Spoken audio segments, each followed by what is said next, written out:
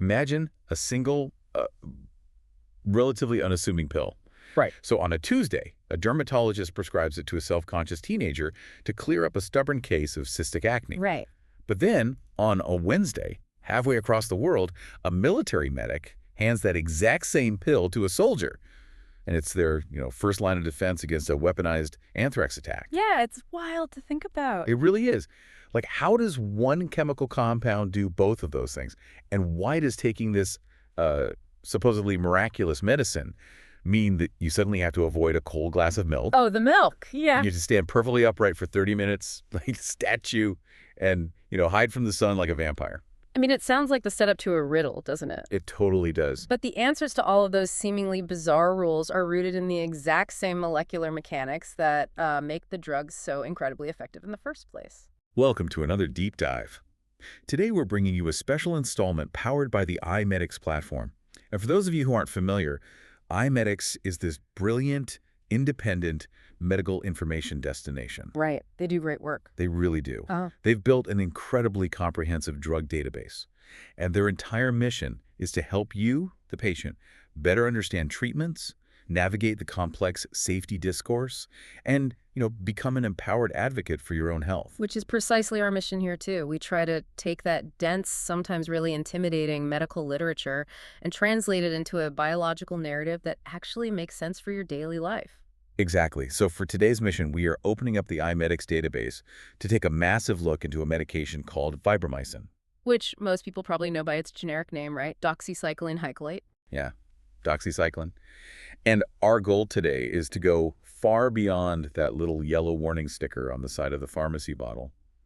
We are going to explore its history, the honestly staggering range of human diseases it treats, and the surprising, physically severe ways it interacts with your body. Your diet, your environment, everything. It is arguably one of the most fascinating case studies in modern pharmacology. Yeah. Because, it forces us to look at the human body not just as a collection of isolated symptoms, but as an incredibly complex, finely tuned ecosystem. I want to speak directly to you, the listener, right now.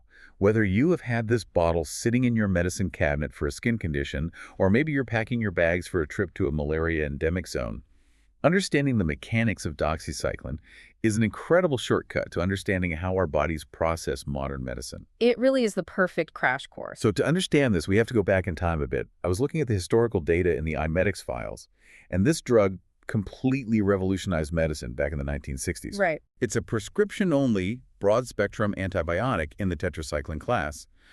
But the 1960s wasn't the beginning of tetracyclines, was it? Not at all. The original tetracyclines drugs like chlortetracycline were actually discovered in the late 1940s. Oh, wow. That early. Yeah. Right. And they were derived from soil bacteria, actually. They were considered miracle drugs at the time. But by the time we reached the early 1960s, the medical community was hitting some severe roadblocks with them. What kind of roadblocks? Well, the older generation of these drugs had significant limitations, particularly when it came to how the human body absorbed and eliminated them. Doxycycline, which was patented in the early 60s, represented a monumental upgrade. I want to dig into that upgrade because the clinical notes highlight some very specific mechanical improvements, like it absorbs better in the gut, meaning patients could take a much lower dose. Right, usually around 50 or 100 milligrams. Yeah, and it lasts longer in the bloodstream. But the thing that really caught my eye was the kidney interaction. The sources emphasize that doxycycline is uniquely safer for patients who already have impaired kidney function. This is a huge point. Why was the older stuff so dangerous for the kidneys, and how does this new one bypass that problem? So, to understand that, we have to look at how the body handles waste. When you take a drug, your body immediately starts trying to figure out how to get rid of it. Like taking out the trash. Exactly. For a vast majority of medications, the primary filtration system is the kidneys. Blood flows through the kidneys, they filter out the drug metabolites, and you excrete them in your urine. Right, the standard waste disposal system. Right. Now imagine a patient in the 1950s who has a severe infection, but they also have failing kidneys. If you gave them one of the older tetracyclines, their broken filtration system just couldn't clear the drug. So it just stays in there. Yeah, the medication would just circulate, building up to incredibly toxic levels in the blood. You'd essentially be poisoning the patient while trying to cure the infection. Doxycycline changed the game because it has a completely alternative route of elimination. Wait, It doesn't use the kidneys at all. It relies heavily on hepatic and gastrointestinal excretion. It gets processed by the liver, secreted into the bile, and ultimately leaves the body through the digestive tract in feces. Oh, I see. Because it fundamentally bypasses the renal filtration system, a doctor in 1965 could suddenly treat a patient with severe kidney disease without the terrifying risk of the drug accumulating to toxic levels. That is such a clever biological workaround, just bypassing the broken filter entirely. But let's zoom in on what it's actually doing to the bacteria once it's in the bloodstream. Okay, let's do it. The iMedix database classifies its mechanism of action as bacteriostatic, and it specifically says it works by inhibiting protein synthesis. So I was mapping this out in my head, and I want to try an analogy just to make sure I'm getting the cellular mechanics right. Go for it. I'd love to hear how you visualize protein synthesis. Okay, so if a bacterial infection is essentially a rogue, hostile factory that has set up shop inside your body, and it's just pumping out bad cells on an assembly line, Sure. a bacteriostatic drug like vibramycin doesn't blow up the factory. It's not a biological explosive. It sneaks in and just cuts the power to the assembly line. It jams the machinery so they can't build any new proteins. That is highly accurate, actually. To be really specific, it binds to a very particular part of the bacteria's machinery called the 30S ribosomal subunit. The 30S subunit. Got it. Yeah. It physically blocks the transport molecules from delivering amino acids, which are, the building blocks of protein. So yes, the assembly line grinds to an absolute halt. But here is where I get tripped up. If the drug is purely bacteriostatic, meaning it just pauses the growth and jams the machinery, and it doesn't actually kill the bacteria, Yeah. how does the patient ever get cured? Wow. Because the factory hasn't been destroyed, right? It's just sitting there in the dark. The moment the drug leaves the system, wouldn't the bacteria just turn the lights back on and resume the infection? That is the crucial paradox of bacteriostatic antibiotics. And it forces us to really reevaluate how we think about medicine. We have this culturally ingrained idea of antibiotics as microscopic assassins. Right, like little soldiers that go in, hunt down the bacteria, and murder them. Exactly. But with a drug like doxycycline, the pill is not the assassin. The pill is just a stalling tactic. It is buying time. Buying time for the patient's immune system to wake up. Precisely. By cutting the power to the bacterial assembly line, vibramycin stops the bacteria from dividing, multiplying, and overwhelming your system. It freezes the invading army in place. Wow. The actual killing is done by you. Your white blood cells, your macrophages, your neutrophils, they sweep into the infected tissue, find these stalled, paralyzed bacteria, and engulf them. They clean up the mess. So the drug doesn't cure you? Your immune system cures you. Right. The drug just provides the ultimate biological assist by holding the enemy still. So, logically, if a patient has a completely suppressed or compromised immune system, say, someone undergoing heavy chemotherapy, a bacteriostatic drug might actually fail because there's no cleanup crew coming to finish the job. That is a very real clinical consideration. Yeah. In highly immunocompromised patients, doctors often have to lean toward bactericidal drugs. The ones that actually destroy the cell wall. Exactly. The ones that kill the organism outright. Because they can't rely on the patient's natural defenses to sweep up the stalled factory. It's always a collaboration between the pharmacology and the host's biology. That dramatically reframes the whole concept of taking a pill. It's a partnership. And because doxycycline is so remarkably efficient at freezing these biological assembly lines, it is deployed across a staggeringly diverse range of medical battlefields. The term they use in the iMedix database is broad spectrum. Right. Which means it isn't just a sniper rifle designed for one specific family of bacteria. Exactly. It's effective against a massive variety of organisms, both gram-positive and gram-negative. The list of uses reads like an entire medical encyclopedia. Just looking at the routine, everyday applications, you have respiratory tract infections. Things like pneumonia, bronchitis, severe sinusitis. Oh, very common. And you have skin and soft tissue infections, which is where the dermatology comes in. Moderate to severe acne, rosacea, cellulitis, and then urinary tract and prostate infections. Dermatology leans heavily on this drug. For cystic acne, you have Bacteria propionibacterium acnes living deep in the hair follicles. And they're just feeding on sebum, right? Yeah, feeding on sebum and causing massive painful inflammation. Doxycycline halts that bacterial growth, which in turn turns down the body's inflammatory alarm bells, allowing the skin to finally clear and heal. But then you move from the dermatologist's office to the specialized, high-stakes public health uses. It is a first-line treatment for sexually transmitted infections, notably chlamydia. And the sources point out it is a critical backup treatment for managing syphilis in patients who happen to be allergic to penicillin. That backup role cannot be overstated. Syphilis is caused by a spirochete. It's a spiral-shaped bacterium. If left untreated, it can eventually attack the brain and the heart. Terrifying. Penicillin is the gold standard, but a significant portion of the global population has a penicillin allergy. Having a highly effective, broad-spectrum alternative like doxycycline is literally a cornerstone of global infectious disease management. And speaking of those spiral-shaped bacteria, that leads us right into the extreme environmental uses. This drug is the absolute go-to for tick-borne illnesses. Oh, absolutely. Early Lyme disease, which is also caused by a spirochete, and Rocky Mountain spotted fever. Plus, it's used for anthrax exposure. But the one use case that stopped me in my tracks was malaria. Ah, the malaria prophylaxis. This is a brilliant biological quirk. Right, because I always thought of malaria as a parasite, not a bacteria. It's caused by mosquitoes transmitting a microscopic parasite into your blood. Yep, that's correct. And you just explained that doxycycline works by jamming the protein assembly line of a bacteria. So why on earth does a bacterial antibiotic work against a blood parasite? It is one of the most incredible stories of evolutionary biology. You are completely correct. The Plasmodium parasite that causes malaria is a eukaryotic organism. It's much more complex than a simple bacterium. Okay. However, deep inside the cell of the malaria parasite, there is a tiny organelle, a specialized cellular structure called the apicoplast. Okay, what does the apicoplast do? It's essential for the parasite's survival and replication in the human body. But here's the fascinating part.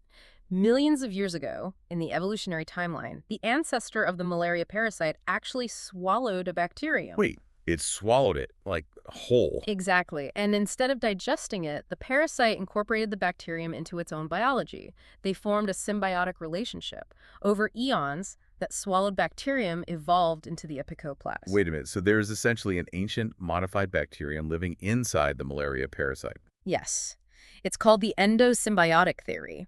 And because the apicoplast is basically a distant cousin of a bacterium, it still has bacterial ribosomes. It still has the exact same protein assembly line that doxycycline targets. Oh my gosh. So when you take doxycycline for malaria prevention, the drug circulates in your blood, penetrates the parasite, and shuts down the apicoplast.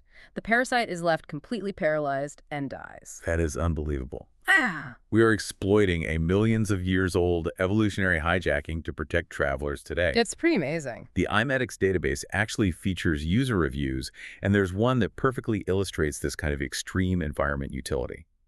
A user named David left a review detailing his deployment with the military in a remote part of Asia. Oh, I read that one. Yeah, he notes that the environment was teeming with obscure pathogens, and he contracted a severe, rapidly progressing infection that put him in a military hospital.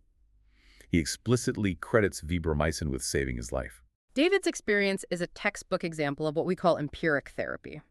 In a remote military hospital or any austere medical setting, doctors don't always have the time or the high-tech lab equipment to run cultures. Right, waiting 48 hours for a lab result isn't an option. Exactly. You can't wait to identify the exact specific microscopic strain of whatever is attacking the patient. The patient might be dead by the time the lab results come back. So they just use the broad-spectrum drug. Yeah. When someone is crashing, you need a weapon that covers the maximum number of bases.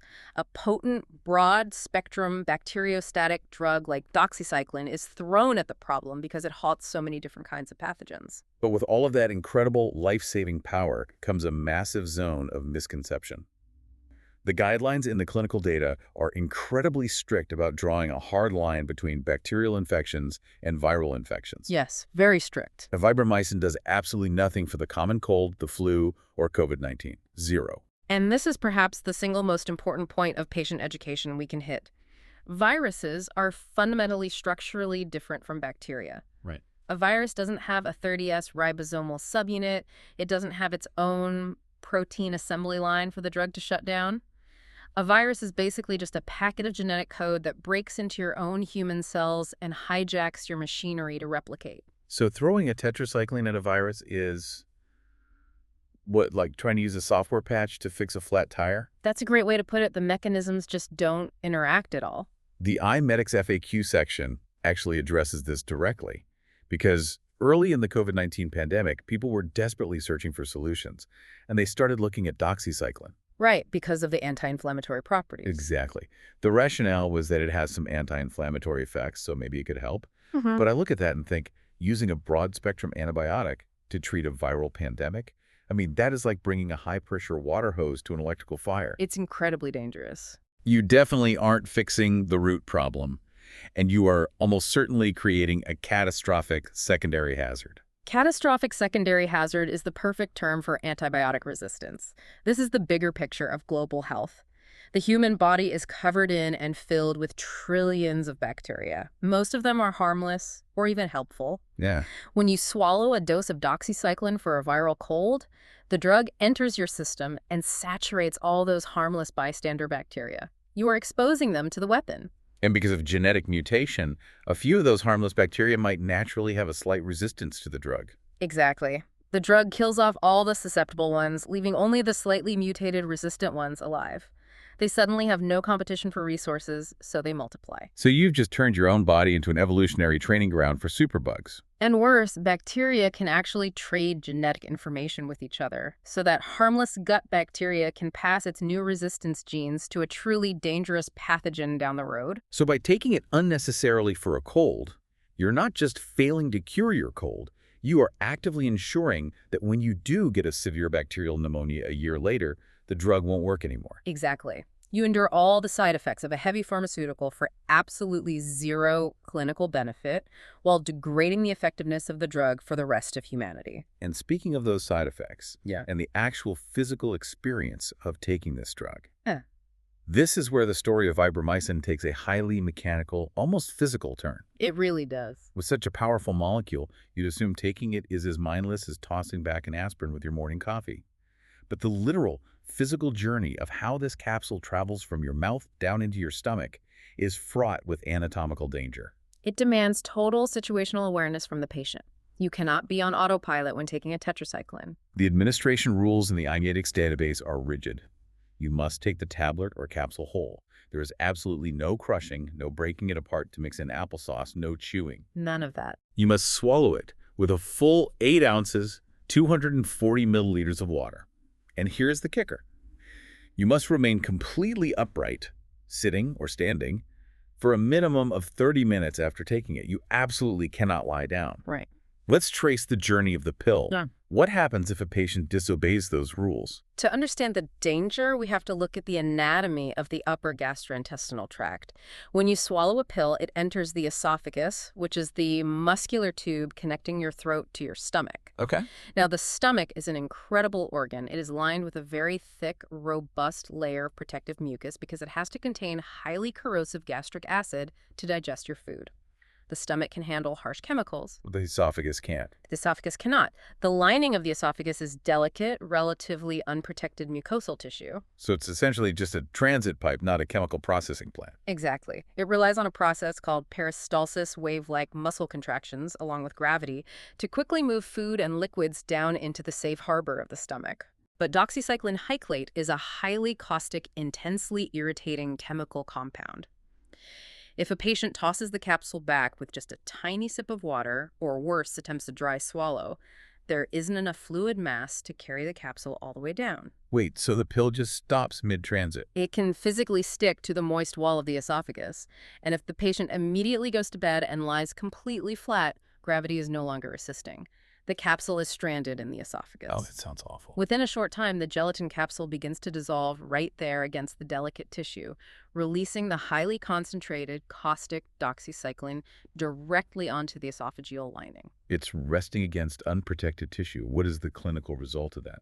A condition known as pill-induced esophagitis. It is a severe chemical burn. The drug literally burns ulcerations, open sores into the lining of the throat. Oh my gosh. Patients who experience this describe waking up with an agonizing, burning chest pain that mimics a heart attack and an inability to swallow even water without excruciating pain. So, practically speaking, if an exhausted teenager is taking this for acne, they brush their teeth at 11 p.m., dry swallow their pill, and immediately hit the pillow. Yeah. They could literally burn a hole in their esophagus while they sleep. Yes. It is a completely avoidable, mechanically induced injury. That is why the 8 ounces of water is It non-negotiable. flushes it down. Right. It acts as a physical flush, a tidal wave, to guarantee the pill is swept all the way into the stomach basin. And remaining upright ensures gravity holds it down there until the capsule breaches and the chemical is safely diluted in the stomach juices. I'm just marveling at the sheer physics of it. Such a low-tech requirement. Just stand up and let gravity do its job for such an advanced pharmaceutical. It perfectly illustrates how medicine isn't just invisible magic happening at the cellular level. It is also basic plumbing, anatomy, and physics. So the pill survives the treacherous drop down the esophagus and finally lands in the stomach. The patient thinks they are safe. But the stomach isn't just a holding tank. It's a dynamic chemical mixing bowl. Oh, very much so. And depending on what the patient had for breakfast, the drug is about to face its biggest threat. The dietary interactions with doxycycline are some of the most profound and immediate of any drug prescribed today. It is highly reactive. The instructions explicitly map out this dietary minefield. For optimal absorption, the database says to take the pill 1 to 2 hours before or after a meal, but the real danger zone involves specific elements. Yes, the restricted list. You must avoid taking it alongside any dairy products. No milk, no yogurt, no cheese, no ice cream. You have to avoid calcium-fortified orange juice. You have to steer clear of antacids, the liquids or chewables that contain aluminum or magnesium, Right. and no iron supplements or zinc. Even bismuth subsalicylate, the active ingredient in Pepto-Bismol, is off limits.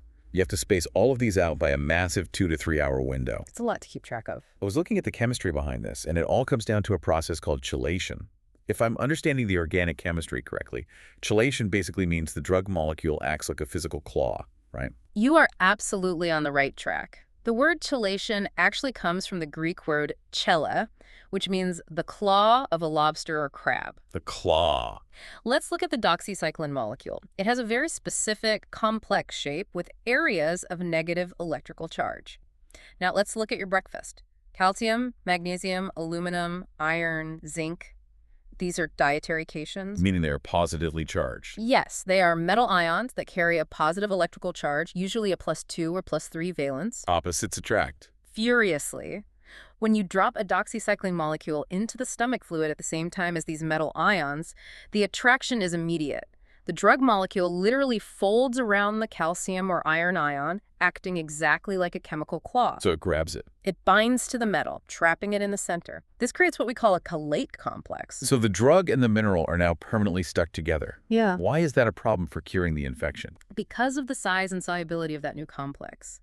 Normally, a single doxycycline molecule is the perfect size and shape to easily slip through the lipid membranes of your intestinal walls and enter your bloodstream. Or it travels to the site of the infection. Right. But once it forms that chelate complex with calcium or iron, it becomes a massive, bulky, insoluble structure.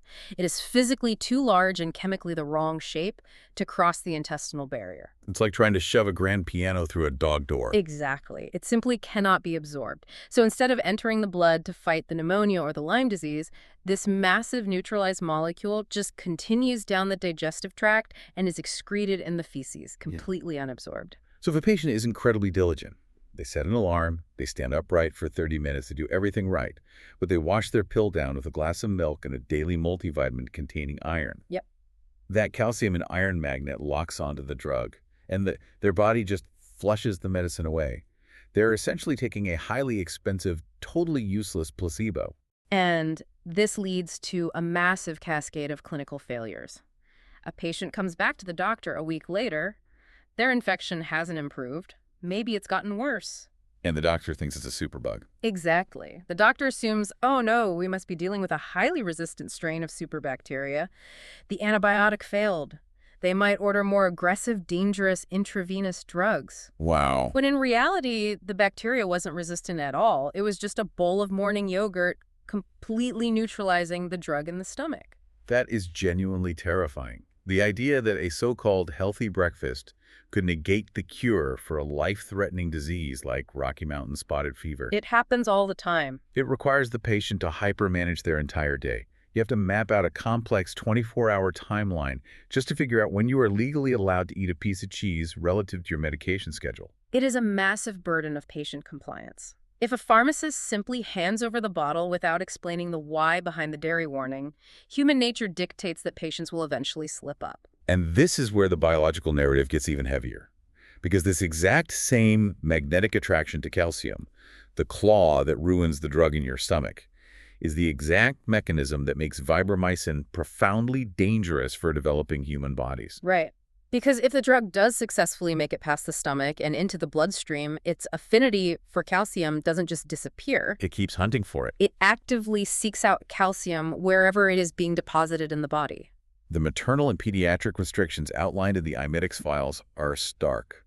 Doxycycline is classified as a Category D drug for pregnancy. Which is very serious. Yeah, that classification means there is positive, documented evidence of human fetal risk. It is especially contraindicated, strictly forbidden, in the second and third trimesters. It passes aggressively into breast milk, and it is categorically declared unsafe for children under the age of 8. What exactly is the drug doing to a fetus or a toddler? Think about what is happening in the second half of a pregnancy or in a fast-growing toddler. Their bodies are actively constructing a skeleton. Through processes called osteogenesis for bones and ontogenesis for teeth, their biology is constantly pulling calcium from the blood and laying it down into a crystalline structure called hydroxyapatite to build hard tissue. So it's an incredibly high-demand construction zone for calcium. Exactly. Now, introduce doxycycline into that bloodstream. The drug molecules see all this fresh, active calcium being rapidly deposited into the developing bones and the buds of the new teeth. Oh, and the claw grabs it again. Right. Just like it did with the milk in the stomach, the drug's chemical claw binds to that calcium. But this time, it gets physically trapped and incorporated right into the mineral lattice of the growing bone or tooth. It becomes part of the architecture.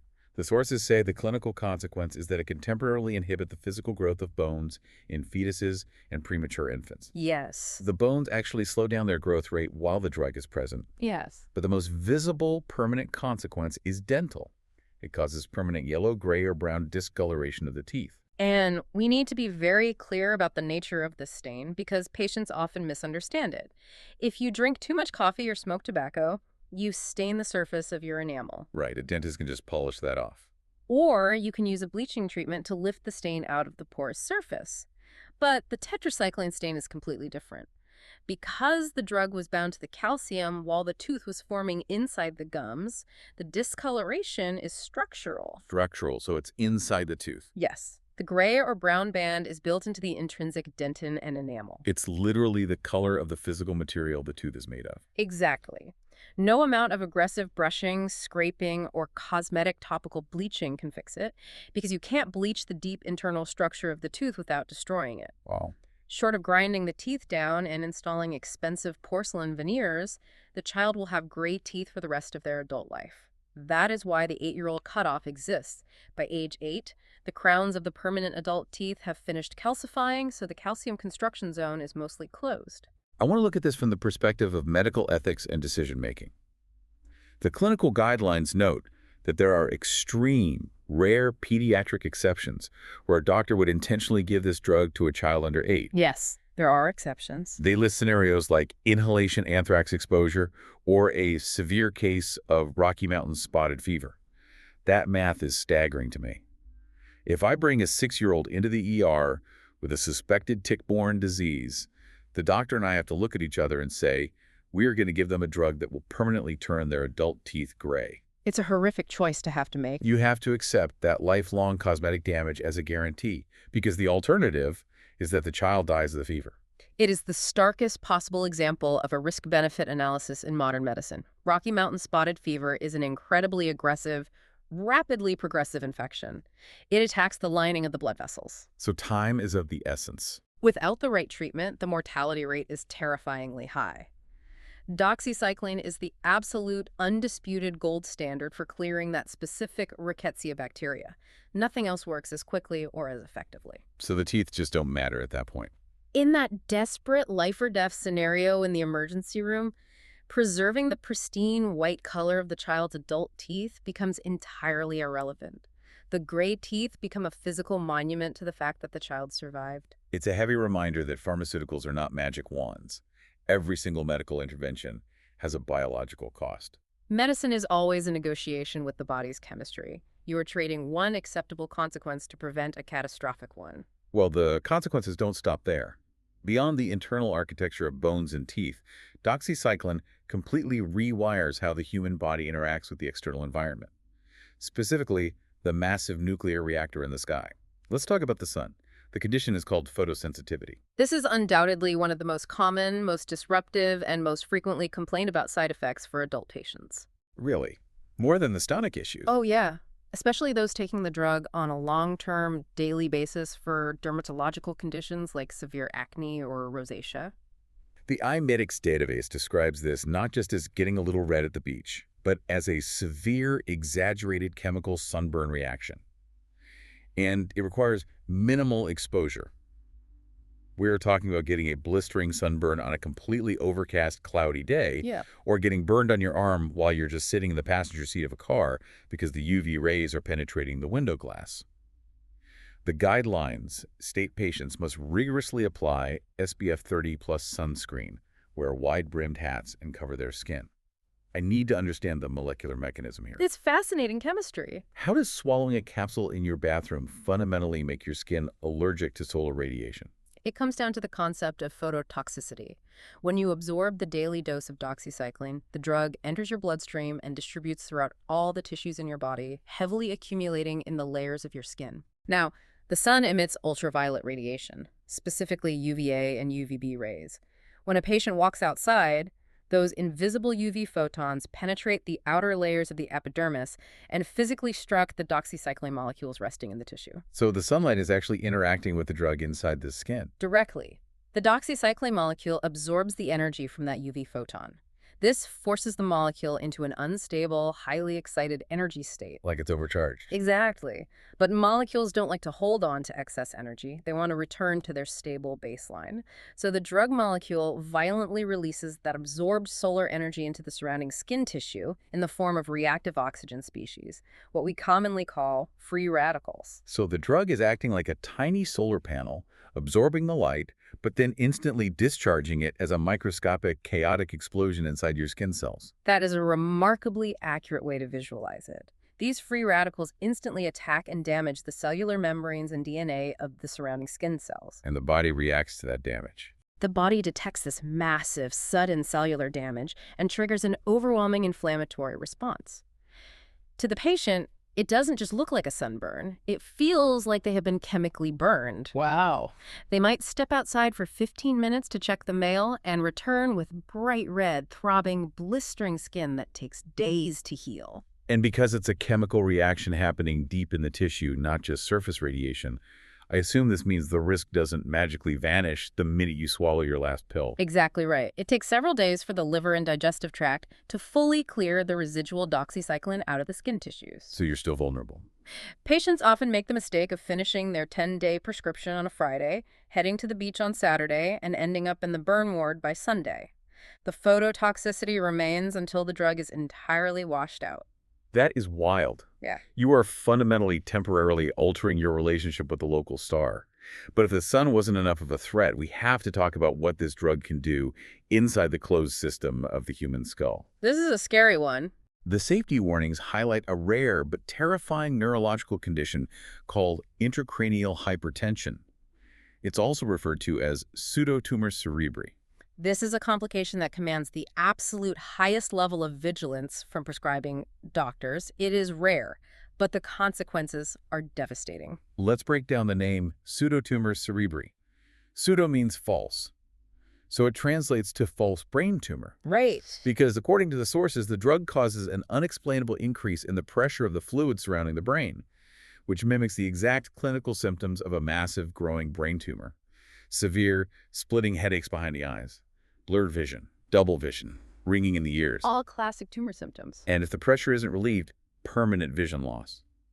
The sources specifically note that overweight women of childbearing age are at a statistically higher risk for this. Why does an antibiotic increase brain pressure? The exact granular mechanism of why tetracyclines trigger this specific reaction in the central nervous system is still debated by neurologists. They don't know for sure. Not 100%. However, the prevailing theory points to the cerebrospinal fluid, or CSF. This is the clear liquid that surrounds and cushions your brain and spinal cord. Your brain is constantly producing this fluid in a structure called the choroid plexus and simultaneously absorbing and draining the old fluid to maintain a perfect, steady pressure. It's like a balanced plumbing system. Right.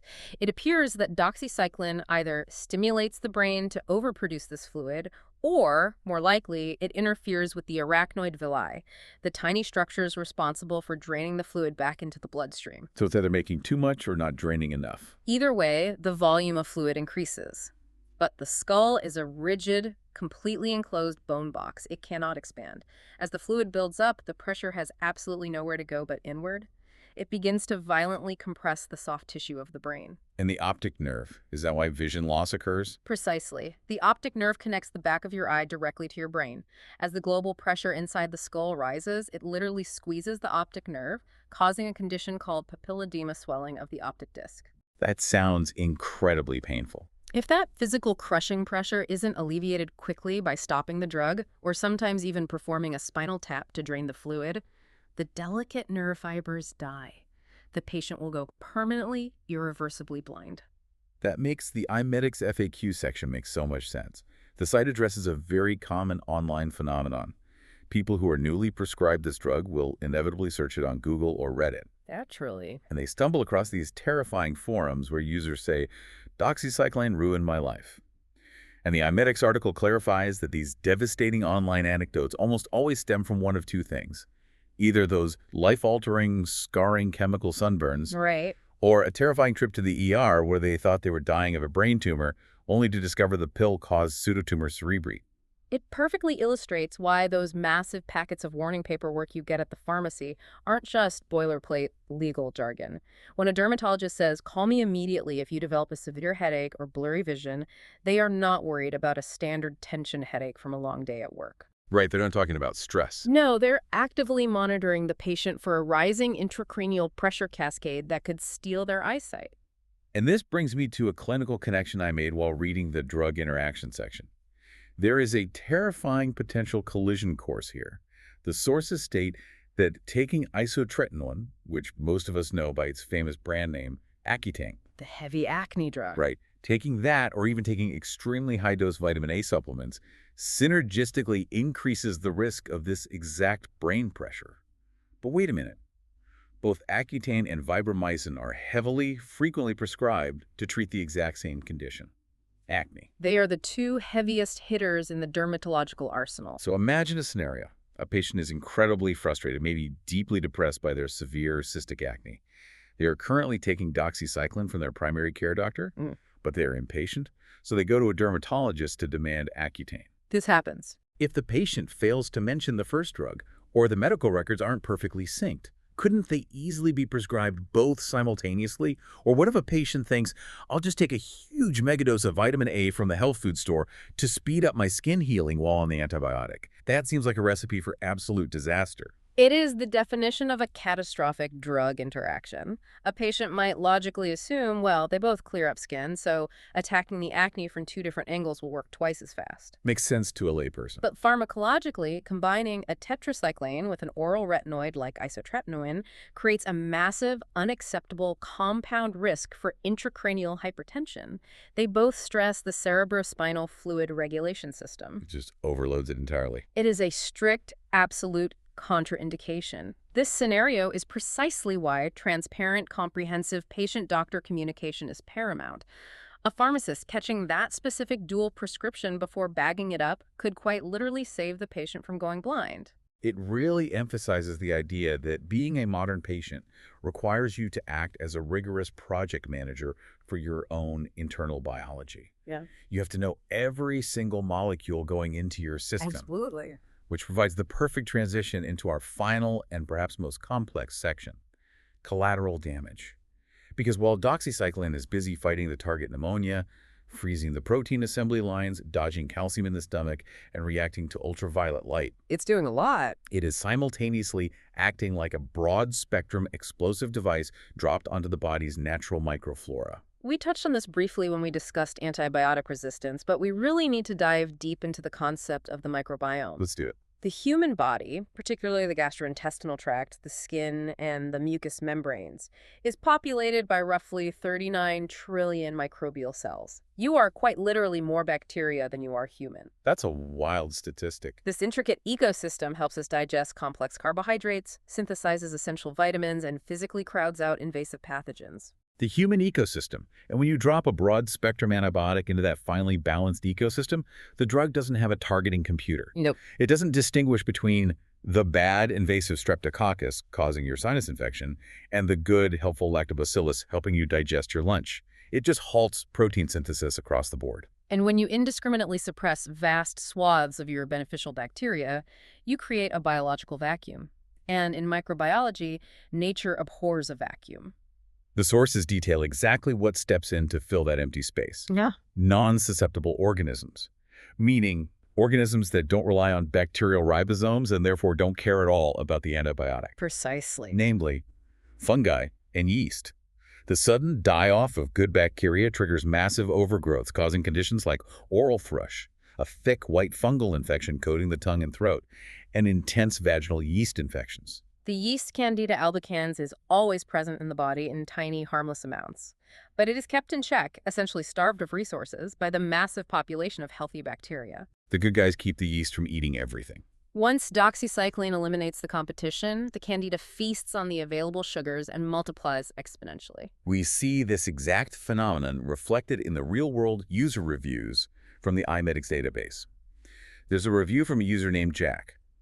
He gave the drug a very high rating, praising its incredible efficacy for treating advanced stages of sexually transmitted infections. Okay. But he explicitly dedicated his review to warning other patients about the collateral damage. He noted that there's a great likelihood of candidiasis, the clinical term for a yeast infection, and strongly recommended that patients advocate for themselves and ask their doctor for antifungal medications to take alongside the vibramycin. Jack's experience is incredibly common, almost textbook. Treating a severe bacterial infection often inevitably triggers a fungal infection, requiring the patient to take a second prescription drug just to manage the side effect of the first. We saw another angle of this from a user named Oliver. He praised doxycycline as a low-cost, highly effective tool for urological infections. But his main piece of advice was urging patients to take the drug alongside heavy doses of bifidobacteria, which are probiotics. Right, to help manually support the gut flora. Will that work? Which is a very common logical strategy patients employ to try and artificially repopulate the good bacteria while the antibiotic is actively wiping them out. Though, as we discussed with the calcium chelation, the timing of probiotics is exceptionally tricky. Oh, because of the minerals. Right. Many probiotic capsules contain trace minerals, or patients take them with yogurt, which inadvertently binds to the drug and neutralizes it. It's a delicate balancing act. But thrush and standard yeast infections are just the mild, annoying end of the microbiome disruption spectrum. The clinical warnings detail a much more severe, potentially fatal consequence of this vacuum effect. C. difficile colitis. Clostridioides difficile, universally referred to as C. diff. In the realm of infectious disease and gastroenterology, this is a nightmare scenario. I want to break down exactly how this happens. The sources state that this infection causes severe, explosive, watery, or even bloody diarrhea that can lead to life-threatening dehydration and bowel damage. Where does this C. diff come from, and why does the antibiotic trigger it? So C. diff is a rugged, highly resilient type of bacteria that exists naturally in the environment, in soil, on hospital surfaces, and it actually lives harmlessly in the gut of a small percentage of healthy adults. Oh, some people just walk around with it. Yeah. Under normal circumstances, your dense jungle of healthy gut bacteria easily outcompetes the C. diff for nutrients. It can't gain a foothold.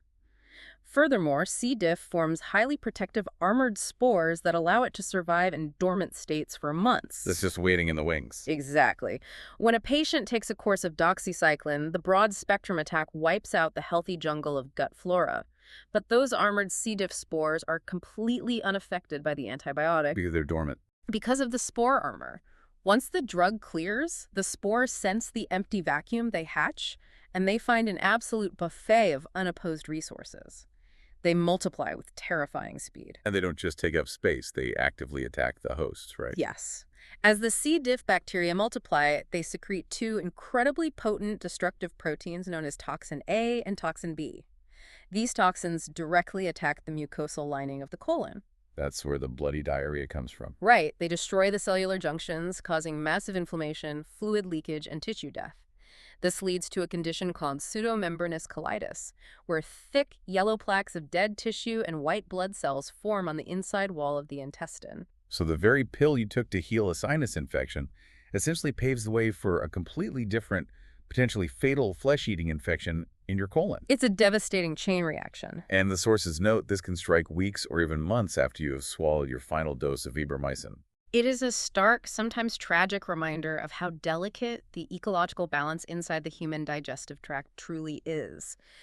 You are disrupting millions of years of evolutionary balance with a 10-day prescription. It is genuinely humbling. Yeah. But the collateral damage from this microbiome destruction doesn't just result in new infections. It also actively, dangerously conflicts with other crucial medications a patient might be taking. Let's look at oral contraceptives. Oh, this is a big one. The warnings state that taking vibramycin can significantly reduce the efficacy of estrogen-containing birth control pills. I have always heard this rumor, but I never understood the mechanism. It is a phenomenal cascade of events, and the mechanism is tied directly back to the gut bacteria we were just discussing. Really? How on earth does killing bacteria in your intestines affect the hormone levels from a birth control pill? It involves a biological recycling program called enterohepatic recirculation. Enterohepatic recirculation. Okay. When a woman takes a birth control pill, the estrogen is absorbed, does its job in the body, and eventually makes its way to the liver to be processed for disposal. The liver attaches a chemical tag, usually a sulfate or glucuronide, to the estrogen, essentially marking it as waste, and secretes it into the bile, which dumps into the intestines to be pooped out. Okay, so the hormone is on its way out of the body. But it doesn't leave, because the lower intestine is packed with certain beneficial bacteria that produce a specific enzyme. These helpful bacteria literally snip the waste tag off the estrogen molecule. They snip the tag off. Once the tag is removed, the estrogen becomes active again, and it is reabsorbed through the intestinal wall back into the bloodstream. Wait, so the body relies on bacteria to recycle the birth control hormones to keep the blood levels high enough to prevent pregnancy. Precisely. That recycling loop maintains a steady plateau of contraceptive hormones. Now, introduce doxycycline. The antibiotic wipes out the specific tag-snipping bacteria in the gut. The liver still tags the estrogen as waste and dumps it into the intestines, but the bacteria aren't there to snip the tag off. The estrogen is never reactivated. It simply passes through the digestive tract and is flushed down the toilet. The hormone levels in the blood plummet. The recycling loop is broken, the blood levels drop below the therapeutic threshold, ovulation triggers, and the patient experiences an entirely unintended pregnancy. That is an unbelievable invisible chain reaction. You take a pill to clear up a flare-up of rosacea. It massacres a very specific strain of bacteria in your colon, which halts a recycling enzyme, which results in a pregnancy. It's all connected. That perfectly explains why the clinical guidelines strongly recommend patients use a backup mechanical birth control method, like condoms, for the entire duration of the antibiotic course and for a full week afterward. The interconnectedness of human physiology is astonishing.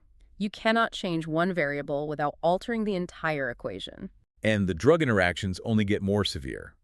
The sources note that doxycycline potentiates or magnifies the effect of anticoagulant blood thinners like warfarin, drastically increasing the patient's risk of severe internal bleeding. Which is another mechanism tied to the microbiome. Gut bacteria synthesize vitamin K, which is essential for blood clotting. Ah, so you're killing the vitamin K factories. Warfarin works by blocking vitamin K.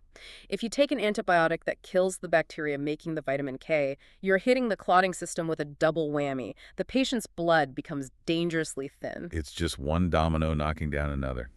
The sources also mention a rare but fatal interaction with an inhaled surgical anesthetic called mesoxyflurane, where combining the two causes rapid, fatal kidney toxicity. Yeah, that's another severe one. But I want to spend our remaining time on one specific drug interaction that stopped me dead in my tracks because it seems to defy all basic logic. I think I know which one you're going to bring up. Let's hear it. The interaction between vibramycin and penicillin. Penicillin is arguably the most famous, most widely understood antibiotic in human history. Without a doubt. Now, if a patient has an incredibly severe, stubborn, life-threatening bacterial infection, basic human logic would tell you that attacking the infection with two powerful weapons is better than one. It's a coordinated dual flank attack. It's an intuitive assumption. But the iMedix clinical data explicitly warns that doxycycline actually reduces penicillin's effectiveness. My first thought was, how on earth do two completely different cures cancel each other out?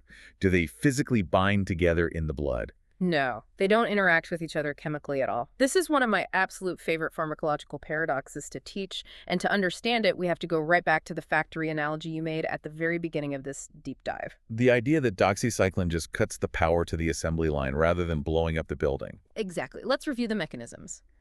Doxycycline is bacteriostatic. It halts protein synthesis. It freezes the bacteria in a state of suspended animation. The bacteria cannot grow, they cannot divide, but their physical structure, their cell wall, remains completely intact and stable. Right. They're just frozen in time, waiting for the immune system to arrive. Now, let's look at how penicillin works. Penicillin is a bactericidal drug. Its job is to violently rupture the bacteria and kill it. But here is the critical catch. Penicillin specifically targets a process called peptidoglycan cross-linking. Which is what? It essentially sabotages the mortar that holds the bacterial brick wall together. However, penicillin can only execute this sabotage while the bacteria is actively growing and building new walls during cell division. It only works if the construction site is active. Precisely. If a bacterium is just sitting there, not trying to divide, its cell wall is completely stable and the penicillin simply bounces off. It has no effect. Oh my God, the paradox makes perfect sense. Right.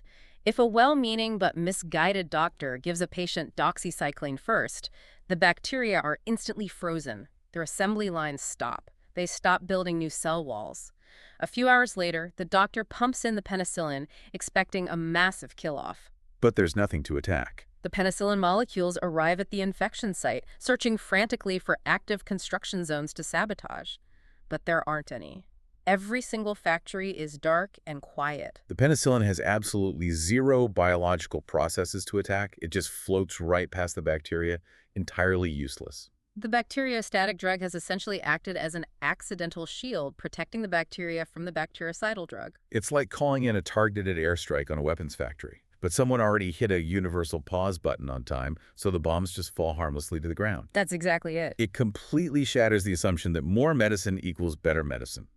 Sometimes, throwing everything you have at a problem just results in pharmacological-friendly fire. It is a profound lesson in why modern medicine requires intense strategic deployment. A physician has to understand not just what the weapons do, but precisely how they do it, before combining them on the biological battlefield. We have covered an immense, almost overwhelming amount of ground today, in trying to synthesize all this information. The overwhelming takeaway for me is the staggering duality of this single molecule. It's a complex legacy. Going back to user Bruce's review on the iMedix site, he highlighted that it is an incredibly accessible, highly efficient, affordable generic drug. It is a vital piece of medical history, a 1960s breakthrough that brilliantly solved the deadly kidney toxicity issues of its predecessors. Yep. It is unimaginably versatile. It can slowly clear up a teenager's painful skin condition on a quiet Tuesday, and it can be airdropped into a war zone to save a soldier from an exotic weaponized pathogen on a Wednesday. But as we have exhaustively explored, that extreme versatility comes attached to a profound, non-negotiable demand for respect. Right. It demands that you actively obey the laws of physics, forcing you to stand upright for 30 minutes just to protect the delicate mucosal lining of your esophagus from chemical burns. That's right. It demands that you navigate the complex, invisible chemistry of chelation, forcing you to map out your meals to avoid the positively charged calcium clause in your milk and yogurt. And your vitamins. It forces you to respect the sheer power of solar radiation, hiding from the sun to avoid free radical explosions in your skin. And it requires immense, sobering caution regarding the calcifying bones of young children, the delicate fluid pressures inside the human skull, and the vibrant microscopic jungle of the gut microbiome. It is not a drug that a patient can take passively. It requires active, engaged participation, rigorous scheduling, and deep education. Which is exactly why we do this show, Yeah. and why comprehensive platforms like iMedix exist in the first place. I want to leave you, the listener, with a final, completely new thought to mull over as we wrap up. Let's hear it. We've talked extensively today about how doxycycline acts like a broad-spectrum bomb in the human ecosystem, wiping out our healthy microbiome and accidentally paving the way for superbugs and fungal overgrowths. It's a blunt instrument from the 1960s. True. But look at the cutting edge of medicine today. We are increasingly moving away from these broad-spectrum bombs and towards hyper-targeted, genetically engineered biologics. Drugs designed to snipe one specific protein or alter one specific immune pathway without touching the rest of the ecosystem. Precision medicine. Exactly. But here's a provocative thought. If a blunt 1960s drug fundamentally alters our relationship with the sun, permanently changes the color of our bones, and accidentally triggers completely unrelated pregnancies, what invisible, profound evolutionary pressures are these new, hyper-targeted biologics putting on the human ecosystem today? That is a great question. When we surgically edit one single thread in the web of human biology, what invisible dominoes are we knocking over that we won't fully understand for another 50 years? That is a brilliant, slightly unsettling question. It reminds us that we are always participating in an ongoing evolutionary experiment. Exactly. We want to profoundly thank you for joining us on this massive molecular exploration today. A quick reminder that this deep dive was produced by iMedix. Thanks for having me. We heavily encourage you to continue engaging with their platform's incredible educational resources, their real-world user reviews, and their exhaustive drug databases. Because as we saw today, the more you understand the chemistry of what you are putting into your body, the better advocate you become for your own treatment, safety, and health. Until next time, stay curious and always ask questions. But seriously, remember that X-ray machine we talked about, the one that gives you a clean binary answer, broken or not broken. Right. In the world of pharmacology, the X-ray is just the beginning of the conversation. The real story, the chaotic, interconnected, beautiful story, is what happens the moment you swallow the pill. See you next time.